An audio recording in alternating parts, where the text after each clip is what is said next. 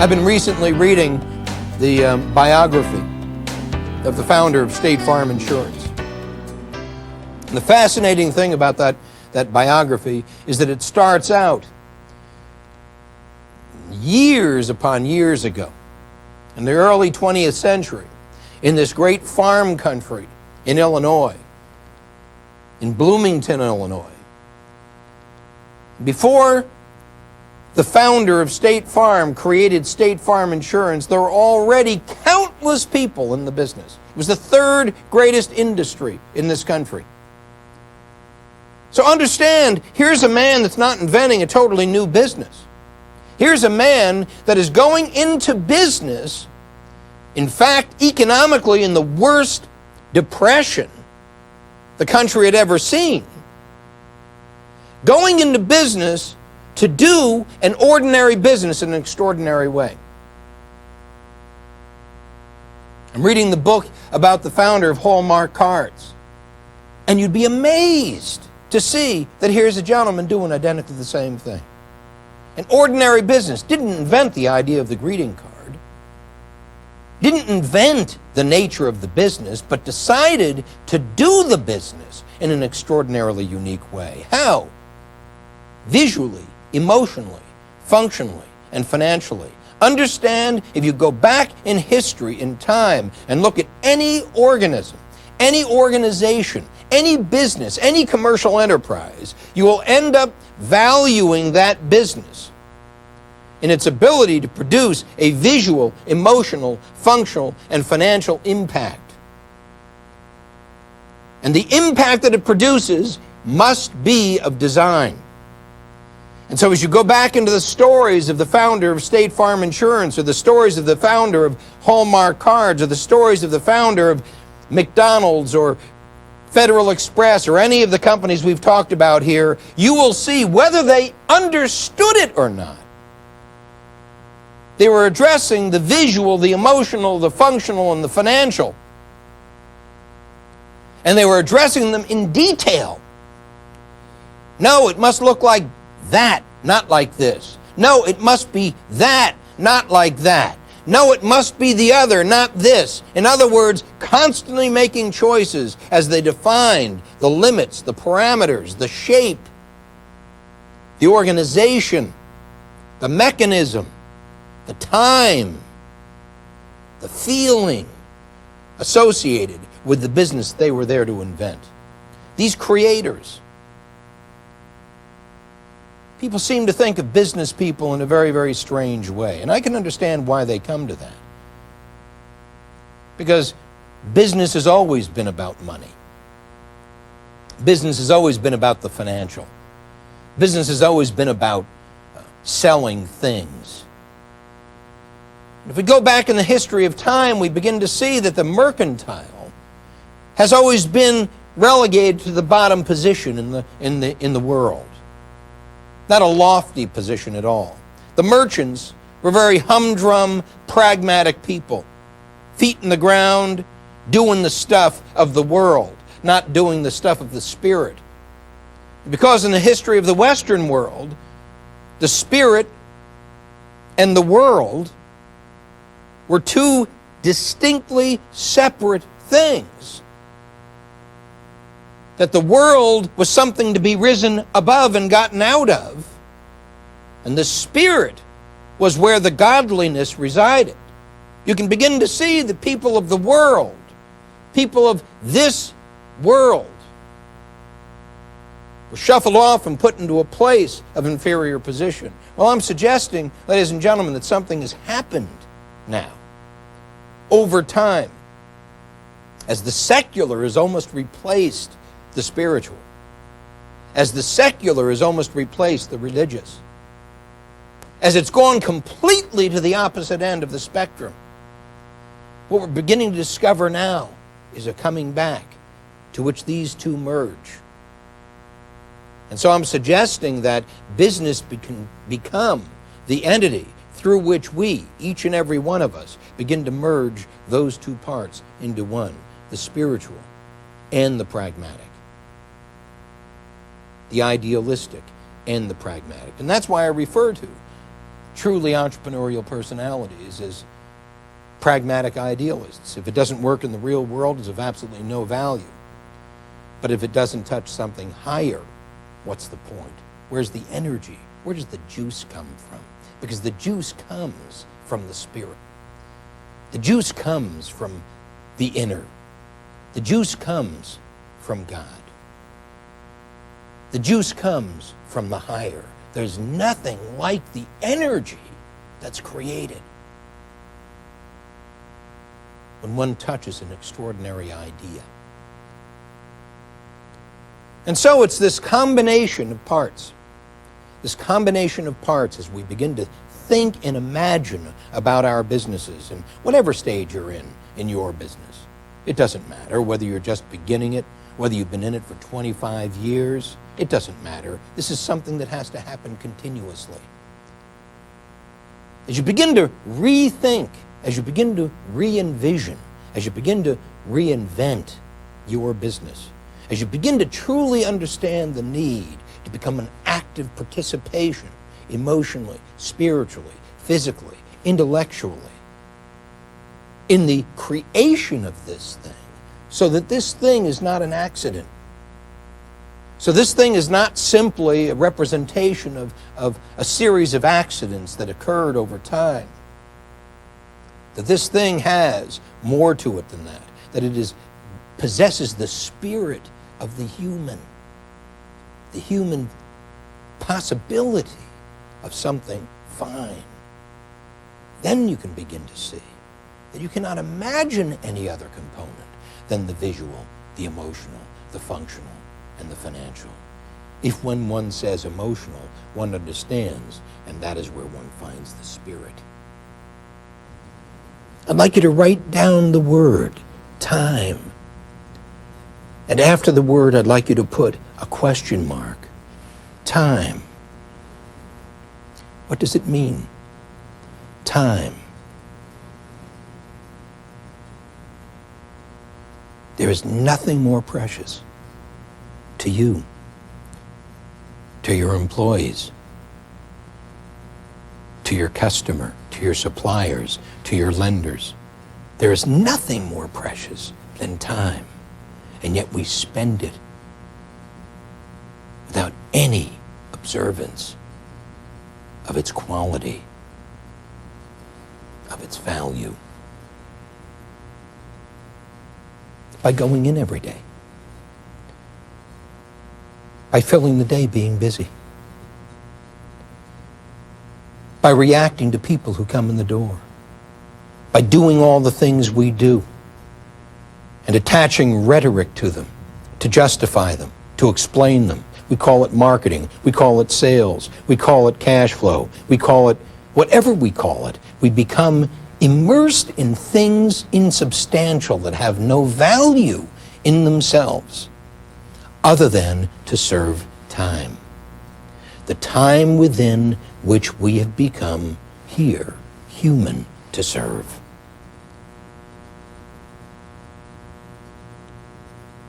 And so how are we spending this time together? Did you come here to get something?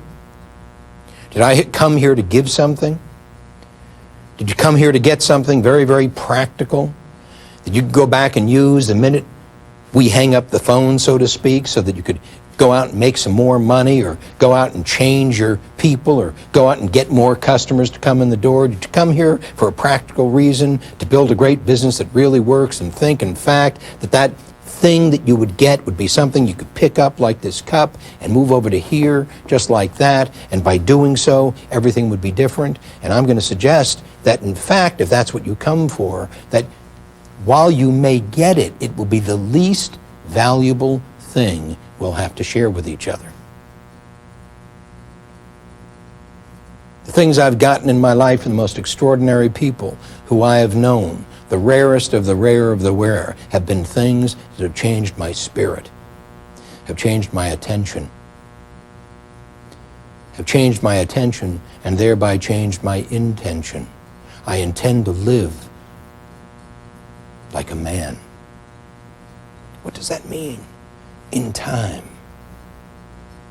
And I only have so much time. And my moment here is to get it right. And your moment here is to be right with me. And our moment together is to share that experience in the process of becoming whole in time.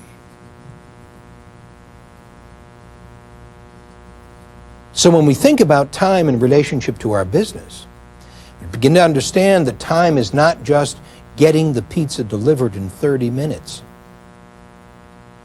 It's each and every second of that entire 30-minute experience. It's what we contribute to the person in the car driving the pizza on the way. How is that person being attended to? What have been the rules of the game that have been created in your business for that person to have a completely different experience of rushing from to, rushing from to, rushing from to, rushing from to, eating up spaces in his entire life that go by like that in increments of 30 minutes? 30 minutes to get the pizza there, 30 minutes to get back, 30 minutes to get the pizza there, 30 minutes to get back, 30 minutes to get the pizza there, 30 minutes to get back. Can you imagine what it would be like? Can you imagine what it would be like serving time such a slavishly mechanical way? What contribution can you make to the value of the person's life who's fulfilling that ritual? This ritual called bringing the pizza to the customer in the time that we promised. How does that meet and match and mix with the other components of your business? What is the emotional composure that would be ideal in the person driving that car from point A to point B? Because we've decided that we're in our business going to be able to deliver a pizza in 30 minutes, no matter what the sucker gets there. What happens to the person in the process? What happens to the person who's waiting? What happens to the person who baked the pizza? What happens in the processes between start and finish, start and finish, start and finish, and the overall process of start and finish with all the start and finishes within it, which is the entirety of your business, which is the entirety of the experience of everybody in your business, which is the entirety of the experience of everybody outside of your business? Can you begin to understand these huge questions we're raising that have nothing to do with making pizza at all? Can you begin to see that there's so much more to the question of business than just doing business, and more to the question of service than just doing service? What does it mean to serve in time?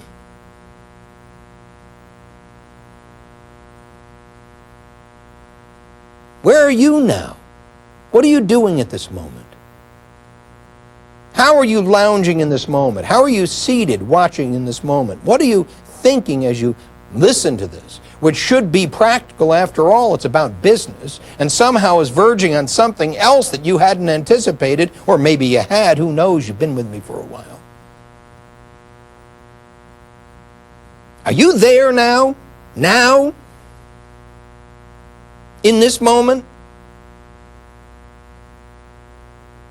Are you there in time?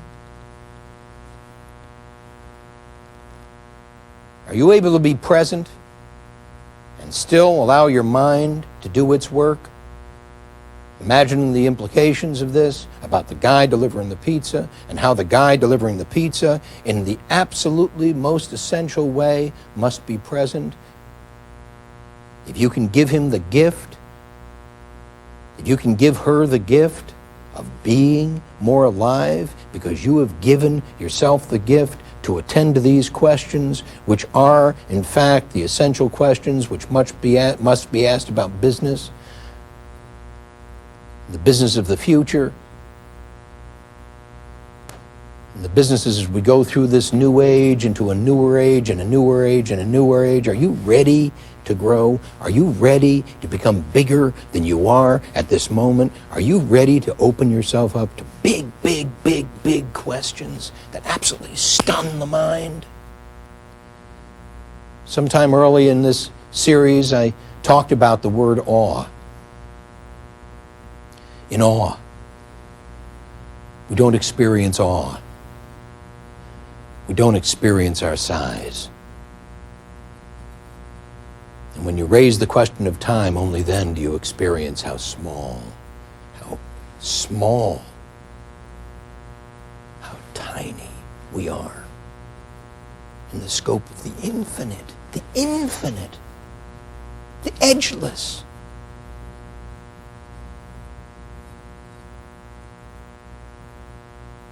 And only when we begin to think and experience ourselves in relationship to that do we truly have the ability to ask these very, very, very essential questions.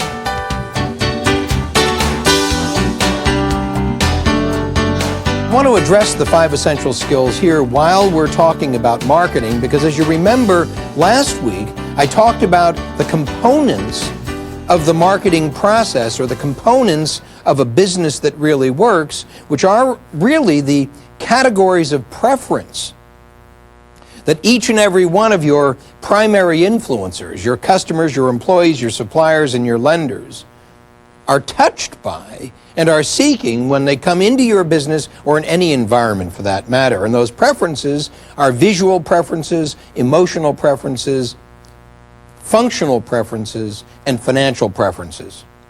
And suddenly you begin to get a sense of a system. Suddenly you begin to get a sense of something significantly greater than selling things or a marketing strategy, but something significantly more active.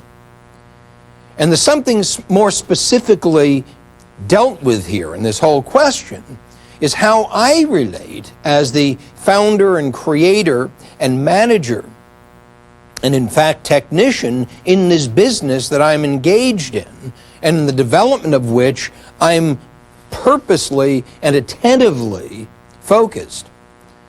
That there are skills that are needed to do this work. And as I say, these skills are the 5 essential skills, and I'm going to name them here, and I want you to write them down as I name them, because I want you to take an active part in this meeting, not simply sit there and be entertained. I don't know that I'm very entertaining for that matter, but to be entertained by the subject matter, sort of let the stuff come at you passively. So write these down. Get a piece of paper. Get a pencil. Okay? Are you ready? The 5 skills are these. They are concentration, discrimination, organization, innovation, and communication.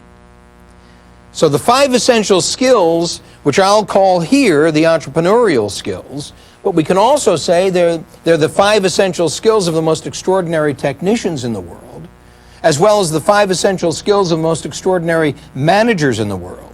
In other words, they are the 5 essential human skills, the development of which produce significantly greater sensitivity for, understanding of, and experience with our lives in relationship to the world.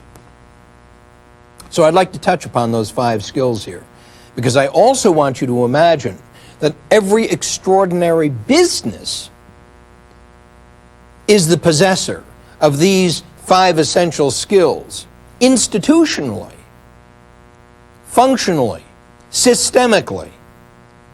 And that these are the 5 essential skills that every business is attempting to develop in each and every one of its people.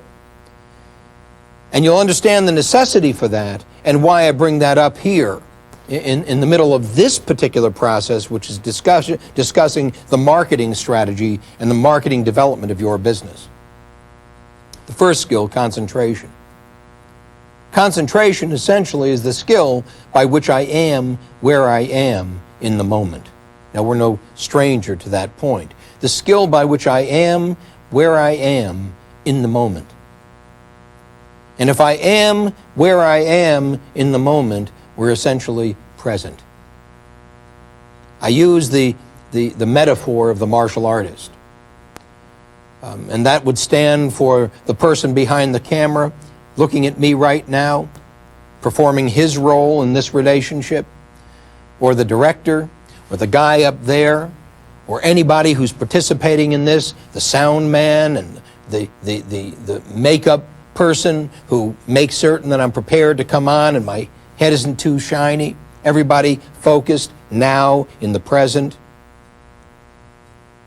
The martial artist, the one among us who must be there if anything is to happen.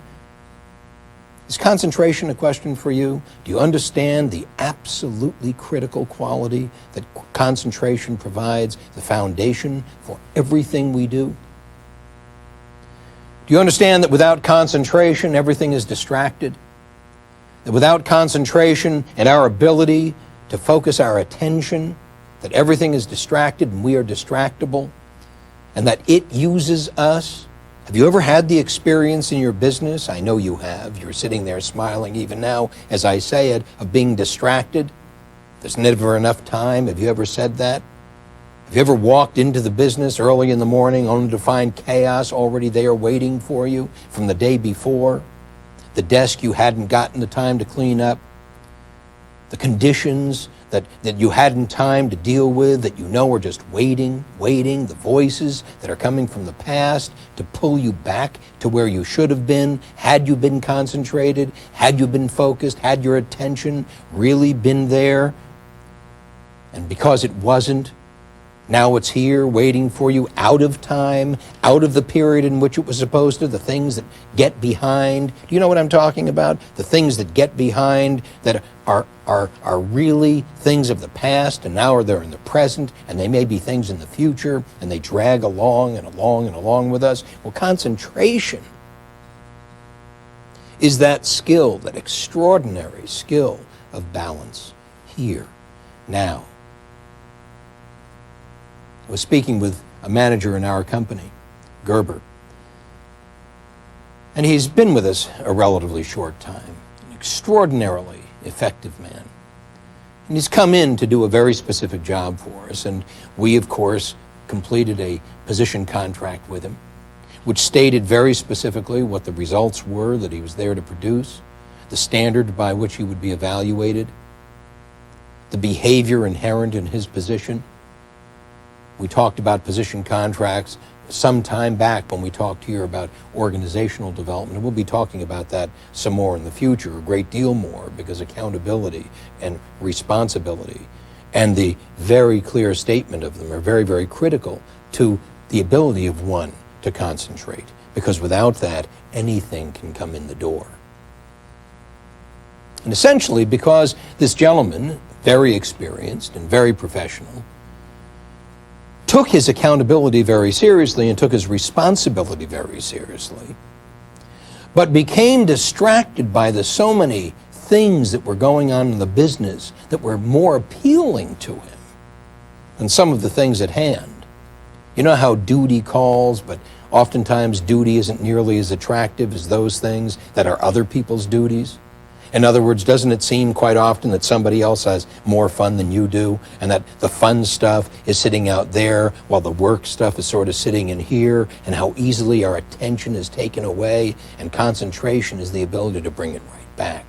Where am I? Who am I? What is the result I'm here to produce? I want you to write down these words. Focus on results, not on work. What are the results you're here to produce? Understand that you're incapable of concentrating, of being where you are, unless you know why you're there. Unless you create a purpose for being here.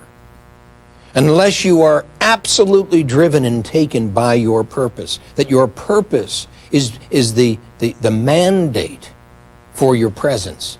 Your purpose is the mandate for your presence. My purpose at being here is to produce this result, which becomes my focus, which becomes my concentration, which becomes my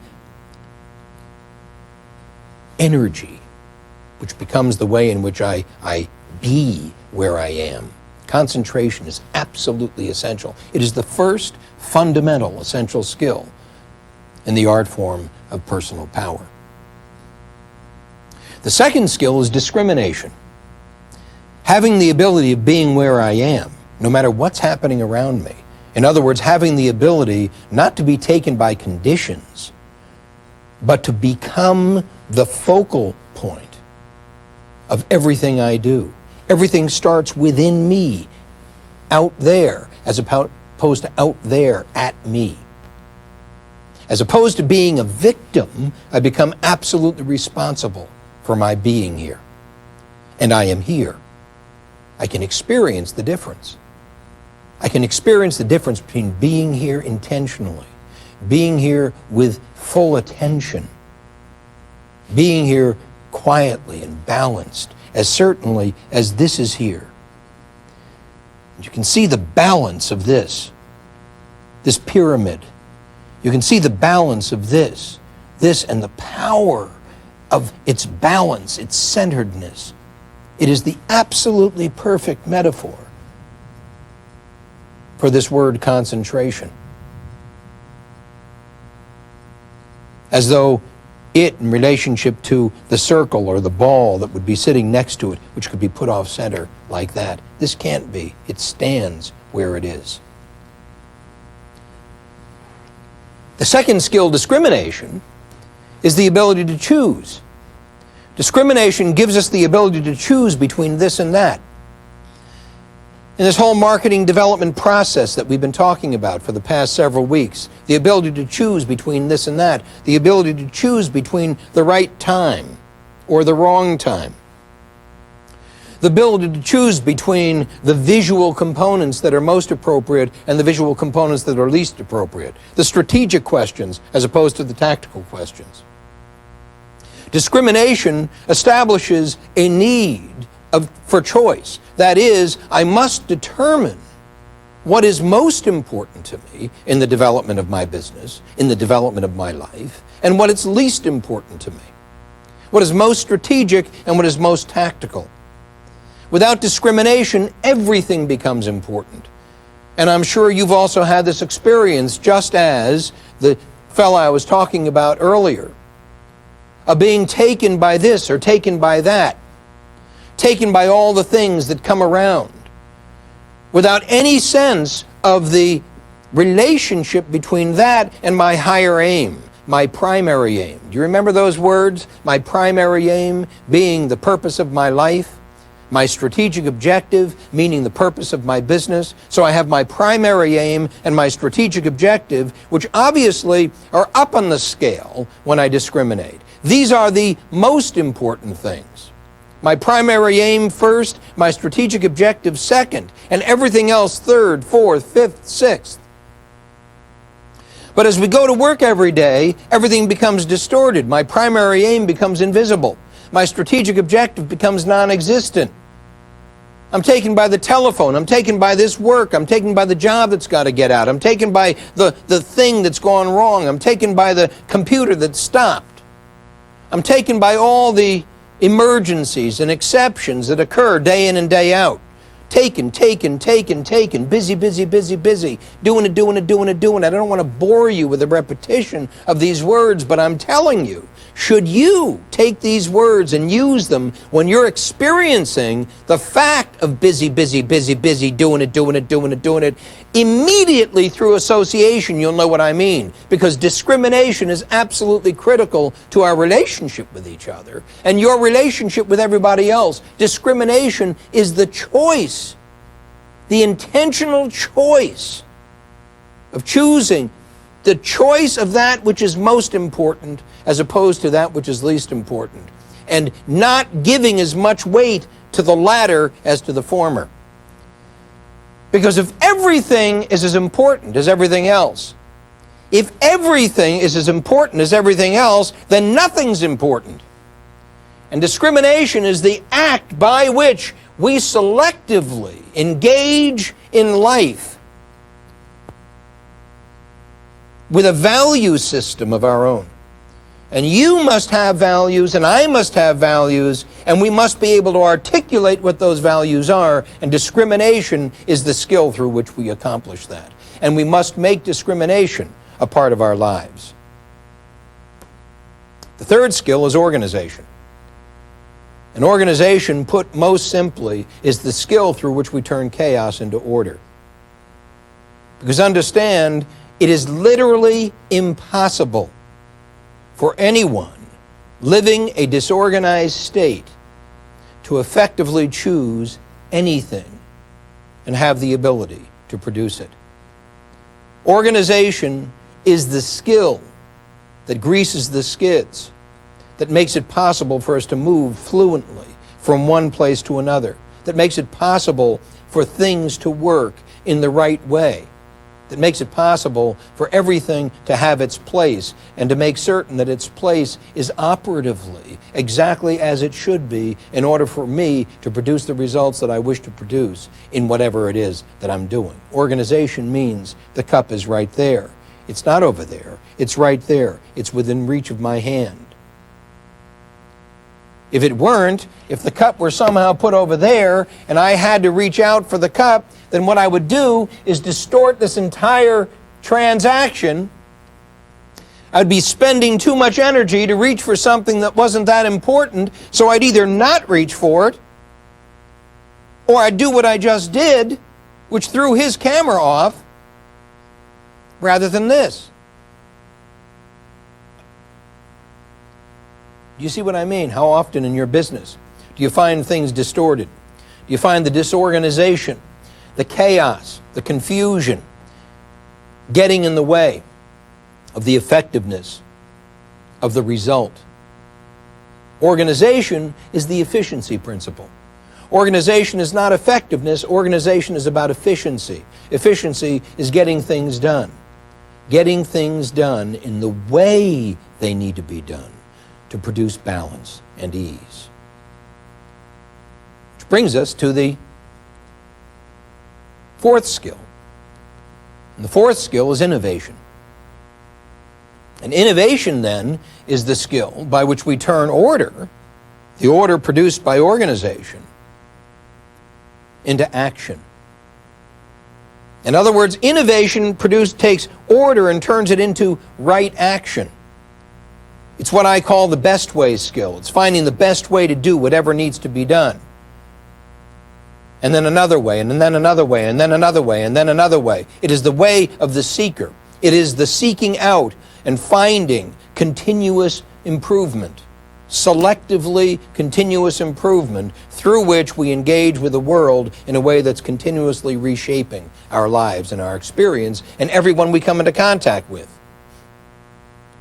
Innovation is absolutely critical to the creation and discovery of the right way.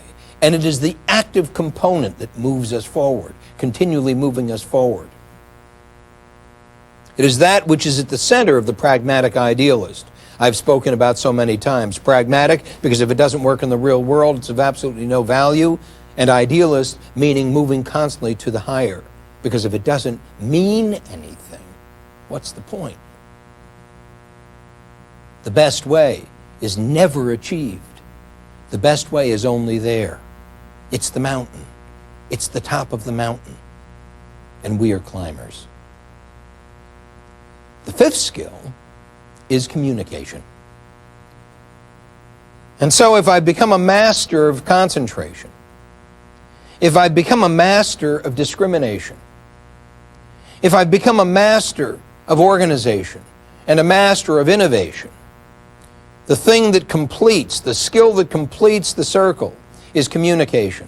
Because until I take this mastery out to the rest of the world, through other people, nothing good can come of it.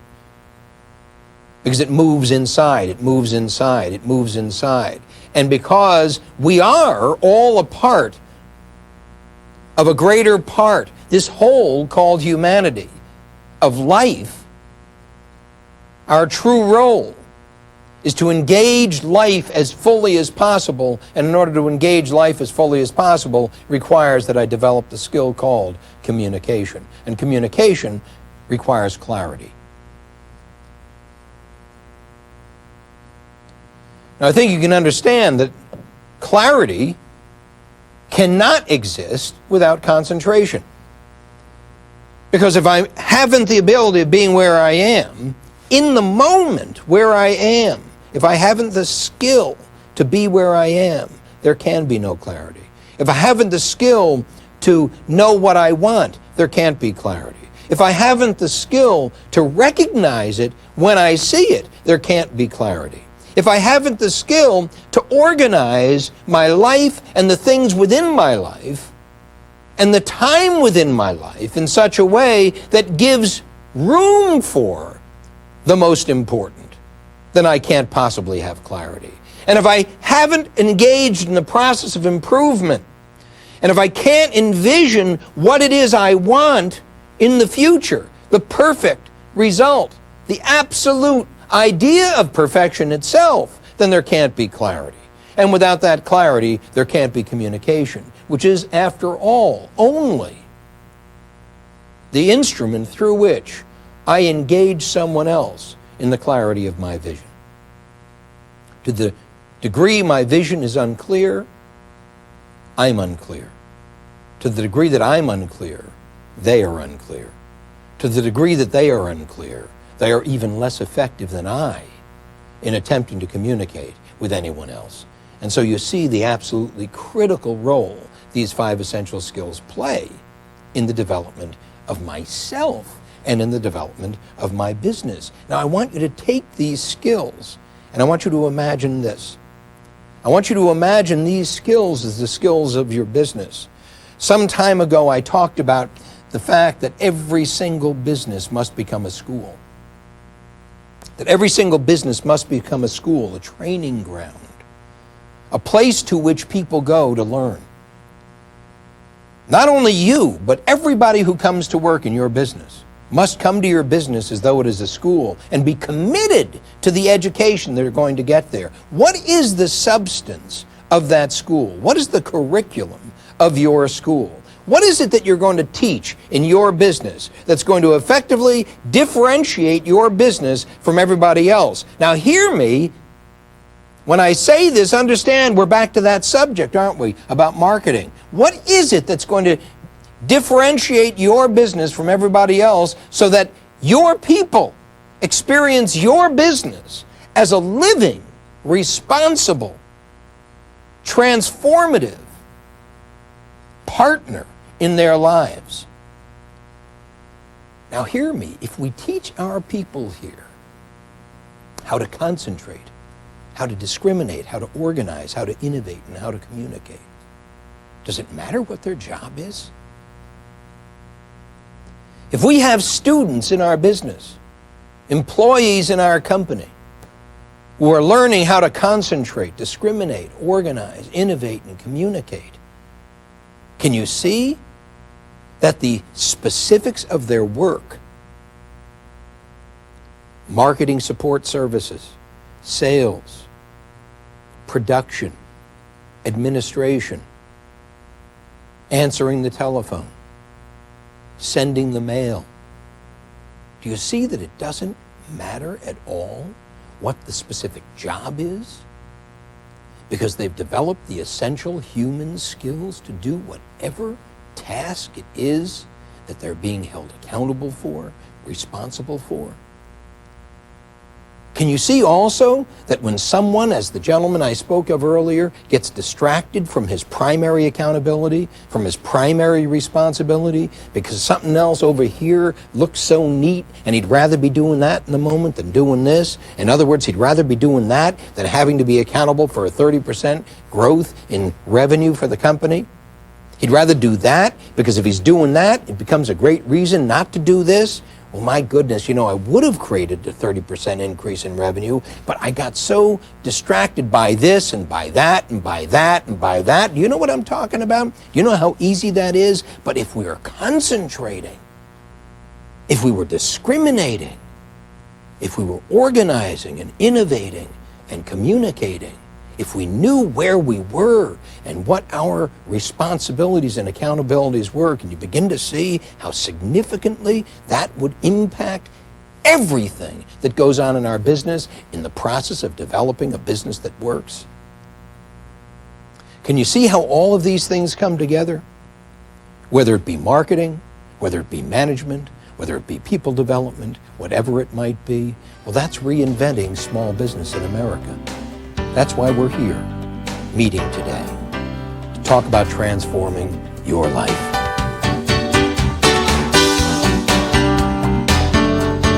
I'd like to go on to the 7th step of a business development program, which is systems development. I'd like to identify the 3 kinds of systems that really make the difference in every business. We've been talking about them all this time, but I'd like to identify them in a little different way for you. The 3 kinds of systems in a business are actually soft systems, hard systems, and information systems. Soft systems are those objects which are alive, like words. Words are living systems. The way we use words in our business is a living system that effectively perpetuates exactly the kind of result that we're looking for in terms of response, emotional, intellectual response, and physical response from people within the business and without the business. Hard systems are all the inanimate objects you see about you. They are, in fact, the structure of the business as it looks in the world. The truck, the cars, the floors, the ceilings, the walls. All of the things that you put together and organize in this structure of a play that you're there to direct and produce.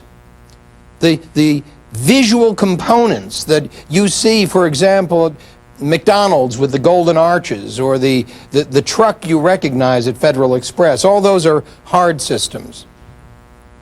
Information systems are those which enable you to quantify the impact of everything else. Effectively, the numbers. And what's absolutely critical for us in designing a business that works is knowing the numbers, knowing the key indicators of our business. Now, we're not going to spend a ton of time in this segment on all of those things and really delve into them deeply because we can't. But what we are going to do is to deal with each and every one of them as an integrated whole.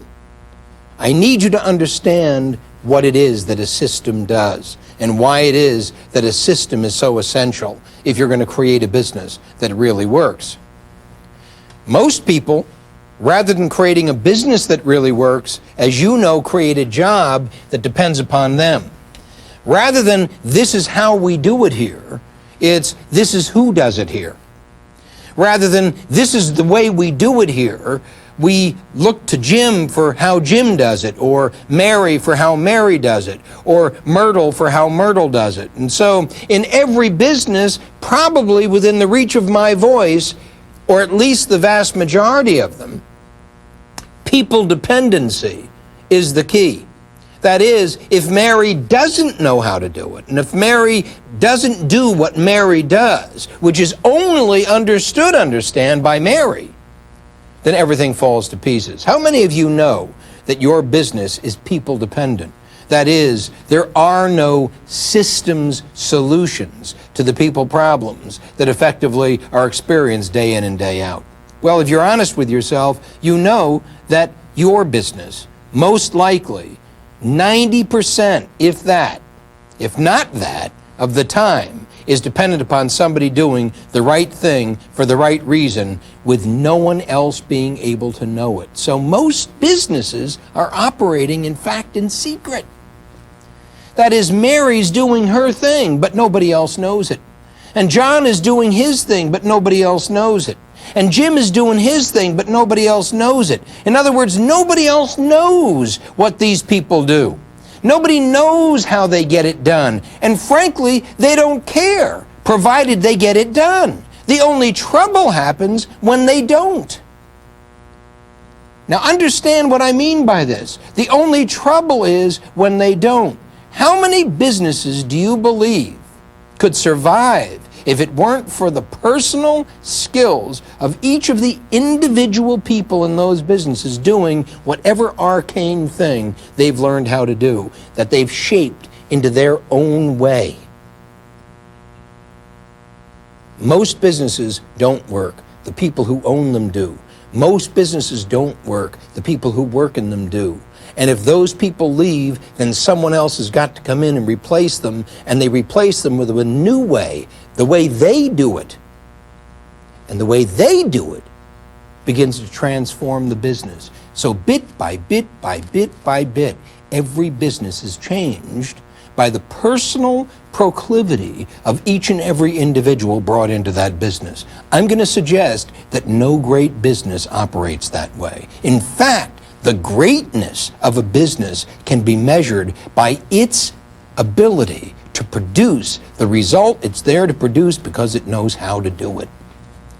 And because it brings people in and teaches them the very first thing they need to learn how to do, and that is our way. This is how we do it here.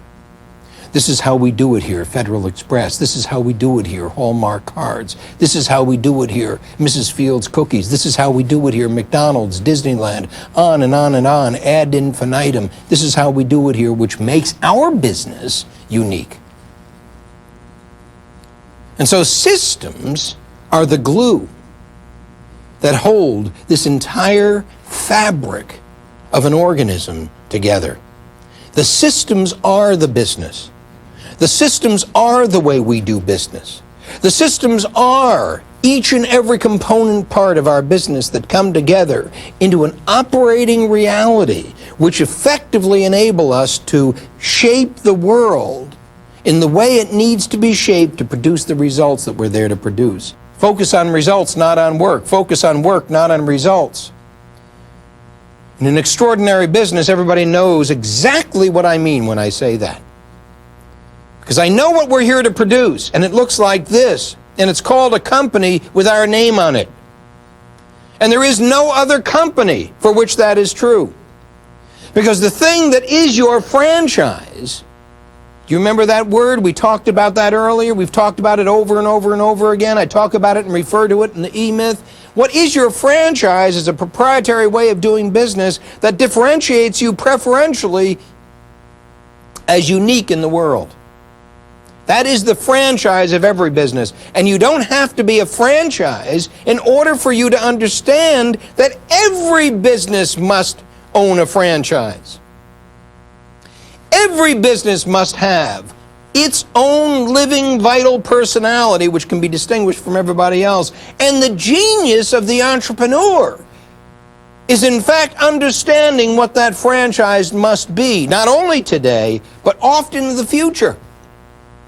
What is it that's going to distinguish State Farm Insurance from everyone else? What is it that's going to distinguish Hallmark Cards from everybody else? What is it that's going to distinguish any business from everybody else? What is it that's going to distinguish your business from everybody else? And I'm suggesting that what it's going to be, whatever that is, can never be that if it isn't a system, if it doesn't take form, and this is how we do that here. This is how we do that here. This is how we do it here is the salient cry in every extraordinary company. And in fact, that's what differentiates your business when it's finally done.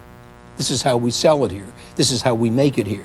This is how we position our company here. This is how we look. This is how we act. This is how we feel. This is the visual. This is the emotional. This is the functional. This is the financial. These are the way all of the parts of this extraordinary thing, this invention, this extraordinarily entrepreneurial leap take.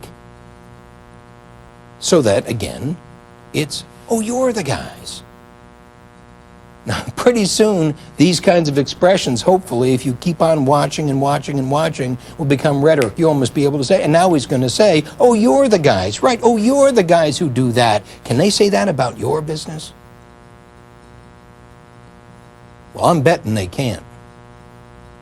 Because I'm betting you don't have a system. And I'm betting that you haven't discriminated between soft systems, hard systems, information systems.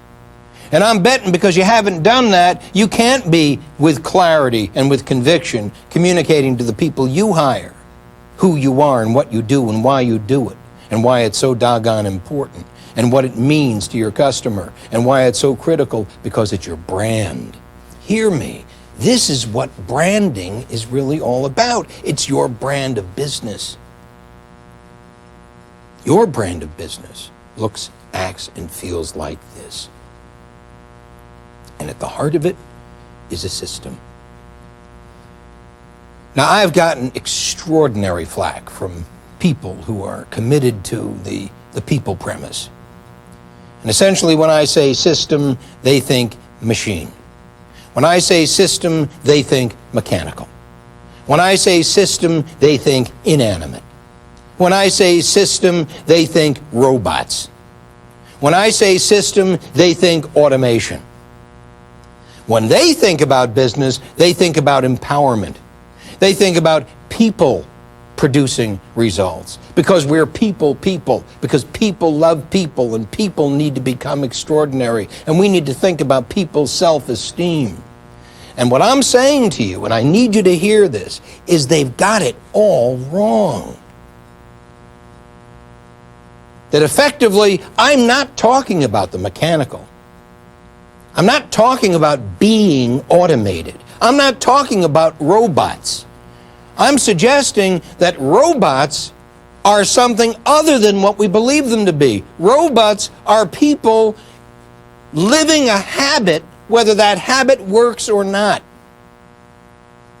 I'm suggesting that unless and until you can give someone a way of doing something that absolutely produces the result you're there to produce, until you can take the process and educating new people in exactly what it is that differentiates your business from everybody else in every single area of their business, until you have a logic you can describe for why your business acts the way it does, there is absolutely no added value you can bring to this relationship. And I'm suggesting you have abdicated the accountability of the entrepreneur. Your accountability is to be continuously in process of the development of this extraordinarily unique business which can operate no matter who's there.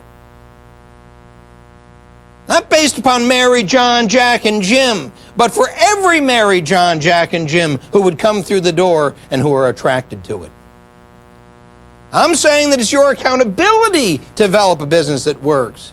It's your accountability to invent a system that can absolutely produce the result every single time. It's your accountability to do what W. Clement Stone called the most successful system ever in the world. What McDonald's calls the most successful small business in the world. The success system that works every single time. It's your accountability to be constantly asking that question. What is it that works?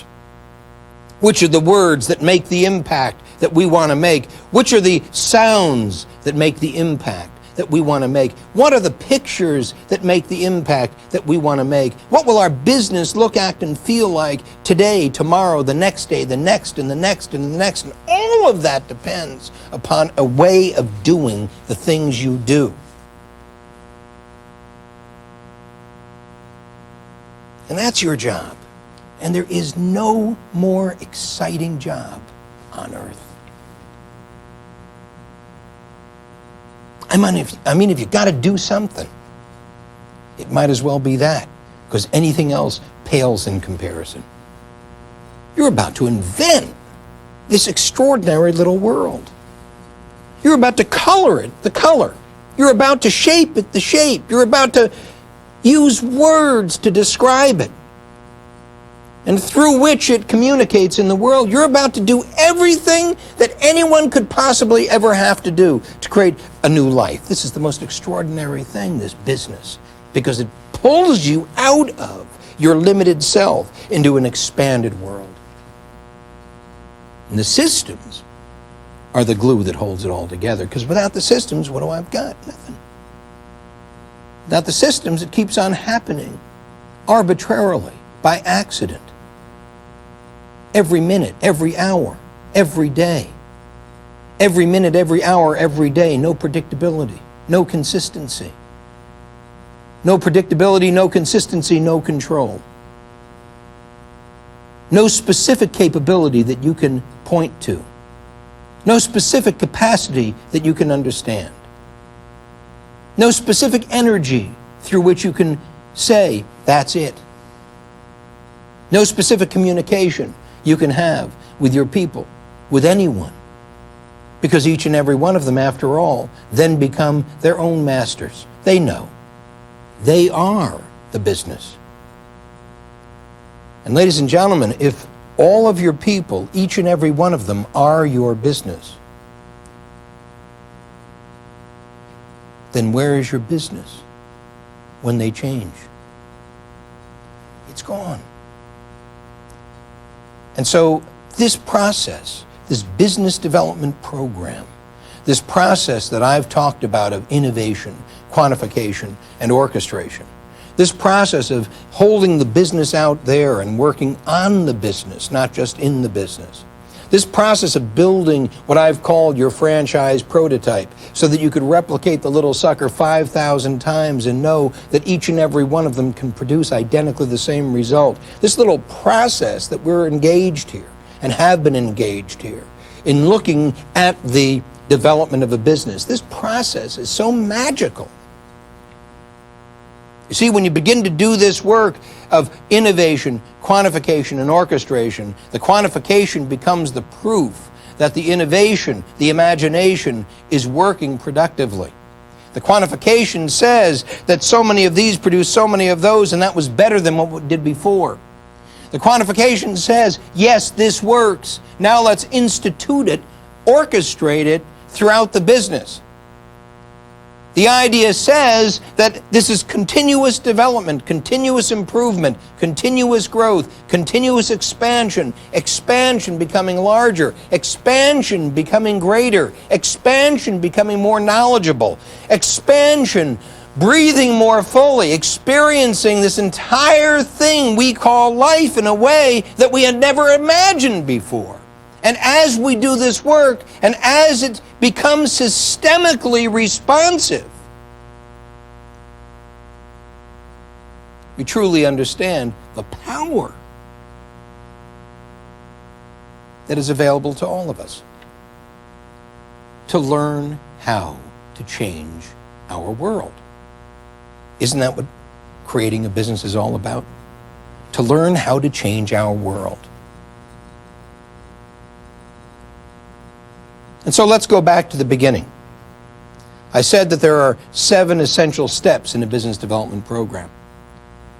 And we went through those steps. We talked about your primary aim. We talked about your strategic objective. Your strategic objective being the vision of what the business needs to look like in order to give you more life. And your primary aim was a very clearly stated picture of what more life would mean. We talked about organizational development, which is the structure of the business, how the business must be structured in order for it to work both effectively and efficiently to reflect the strategic objective. We talked about a management system. We described that a management system is really the mechanism through which you produce a marketing result. The management system is how we manage here. And you remember I talked about the hierarchy of systems, which says that this is how we do it here, this is how we manage it here, this is how we recruit, hire, and train people to do it here, this is how we change it here. This hierarchy of systems that comprise the entire business. And then I talked about people development. And people development is the process by which we engage people in the story of our business. And boy, I'm telling you, it better be a powerful story. I mean, you really better love this story. This story better be right to the point. What is the story of your business? Do you have one? Have you written it yet? And so we've got the story of our business and the people in our business, and our people are attached and connected to the story, and this business becomes a school, and the story tells the story about why we've created this school, because we understand the critical need for people to feel the art form of personal power flooding through their lives, and there are 5 essential skills that they need to develop, and we develop them each and every day: concentration, discrimination, organization, innovation, communication. Do you remember we talked about that? And then we went on to the point where we talked about marketing development. And marketing development is 3 components of demographics, psychographics, and geographics. That is, who buys, why they buy, and where they buy.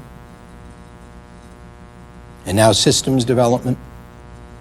And this wholly integrated view of a business that works, which is your franchise prototype, which is a turnkey operation, which is a system solution to people problems, which is why you can then be free.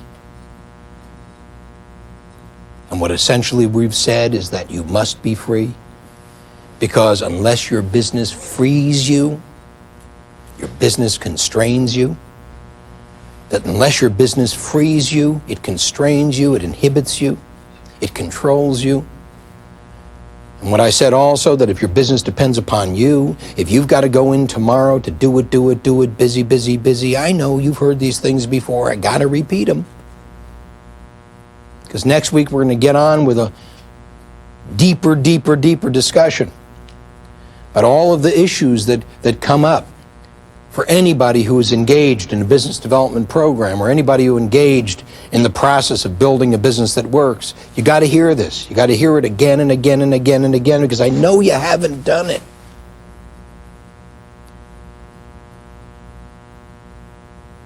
And so what I've said is that you got to start this process of business development, this program of business development to build a franchise, prototype, a turnkey operation, a little money machine, a business that works for you rather than because of you, because if it operates because of you, when you're not there, you're out of business.